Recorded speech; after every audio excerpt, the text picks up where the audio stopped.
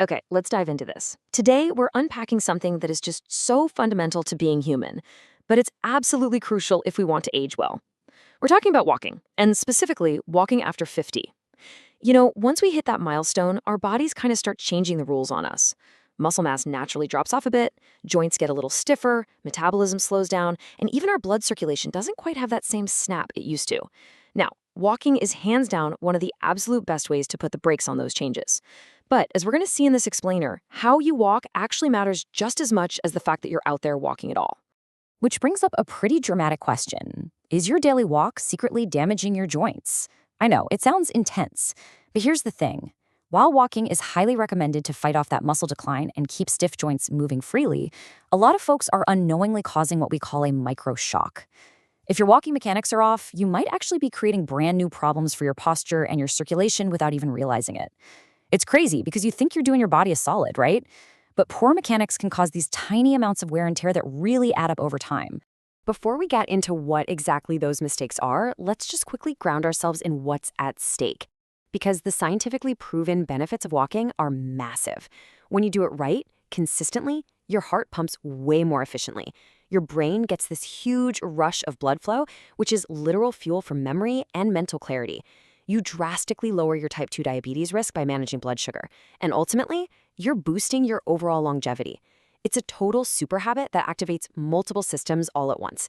But it only delivers the goods if we stop making 7 very specific hidden mistakes. So we're going to walk through these mistakes one by one today, but there is one mistake, number 7, that is actually the most common issue doctors see in regular walkers. It is a massive blind spot for so many people. I'm going to hold off on revealing exactly what that is until the very end of our explainer, but definitely keep it in the back of your mind. Honestly, it's guaranteed to change how you approach your whole daily routine. Let's get into Section 1, Setup, Building the Foundation.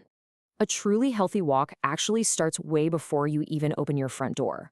It comes down to planning, which brings us right to mistake number 1, inconsistent scheduling.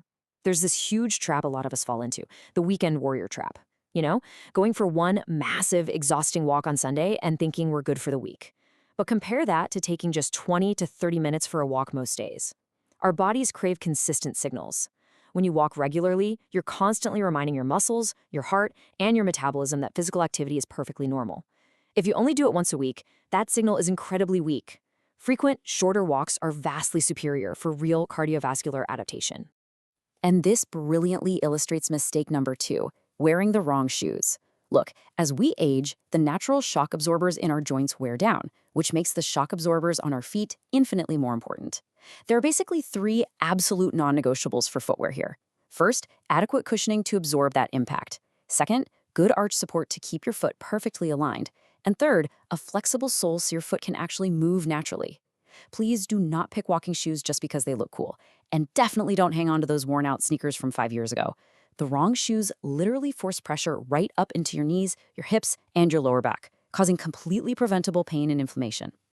Moving right along to Section 2, Execution, Pace and Posture. All right, our schedule's dialed in, our shoes are perfect, let's step outside. And here's where we hit mistake number 3, the warm-up shock. Have you ever walked out the door and immediately just blasted off at top walking speed? That sudden stress on stiff muscles and completely unlubricated joints is a major shock to your system. Your heart and your joints actually need a few minutes to catch up and adapt to the fact that you're moving. Bursting out the door forces an unnecessary, rapid spike in your heart rate and creates intense friction in your joints. Make a habit of this, and you are massively increasing your risk of muscle strains and early fatigue. So how do we fix it? Well, try this simple joint-saving routine on your very next outing. Step 1, start really slow for just 3 to 5 minutes, an easy, comfortable stroll. Step 2, let your muscles warm up naturally. You will literally feel your joints sort of lubricating and loosening up as you go. And then step 3, only after that natural warm-up should you gradually increase up to your target speed. This one little shift completely prevents all that unnecessary stress on your body. Now for mistake number 4, and honestly, you can spot this one from down the street. Poor walking posture. When we slouch, head tipped forward, staring down at the pavement, our chest completely collapses. And when that happens, you're physically blocking your lungs from fully expanding. Less oxygen gets in, less oxygen means less energy for your muscles, and boom, you are fatigued way faster than you should be. Not to mention, your neck and upper back are practically screaming from holding up your heavy head at that angle. But when you adopt an upright posture, your lungs expand easily, oxygen flows freely, and your movement becomes incredibly efficient. Actually, do me a favor and check your own posture right now, wherever you're sitting or standing. Are you slumping a bit? So the crucial point is this. Imagine a gentle string pulling the top of your head upward. Let your shoulders relax and just roll them slightly back. Keep your gaze forward, looking out at the world, not down at your shoes. It's such a simple, powerful mental imagery technique, but it instantly aligns your upper back and neck, making your walk exponentially healthier. Let's transition into Section 3, Form, Arms and Distractions. You might be surprised by this, but what we do with our hands completely dictates the rhythm, balance, and even the safety of our entire walk. Which brings us to mistake number 5, keeping your arms pinned completely stiff at your sides. Such a wasted opportunity. A natural arm swing actually balances your leg movement, keeping you perfectly stable. Plus, it engages those upper body muscles, meaning more muscles are involved in the activity. This boosts your overall circulation and significantly bumps up your energy expenditure. Just letting those arms swing naturally with a slight bend in the elbows transforms a basic lower body exercise into full body engagement.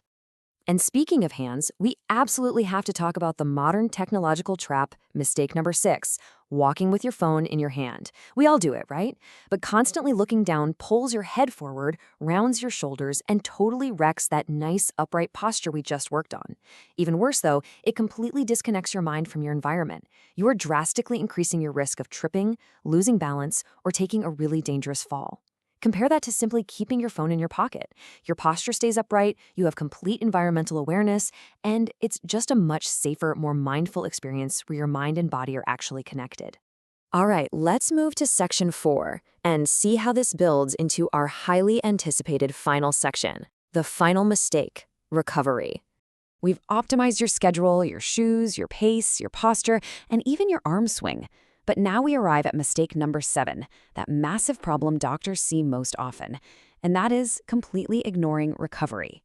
Because walking is considered low impact, folks falsely assume it requires zero recovery effort. But there are 3 things you absolutely need for your long-term health and flexibility. First, hydration.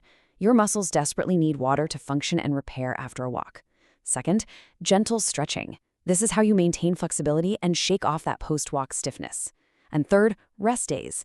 Taking an occasional day off gives your body time to truly recover and adapt. Think of walking not just as an isolated event, but as part of a complete routine of movement, hydration, stretching, and rest. Walking truly is one of the safest, most accessible, and most effective exercises we have, especially after 50. Remember, it's not a race. It's not about speed, it's about making small adjustments to create sustainable habits. So as we wrap up this explainer, I want to leave you with a direct, provocative question to reflect on. How long do you walk each day? Is it 10 minutes, 20 minutes, maybe 30 plus? Take a look at your daily routine, think about the hidden mistakes we uncovered today, and figure out exactly how you can apply these structured, joint-saving principles the very next time you step out the door. Thank you so much for joining me for this explainer, and hey, happy walking!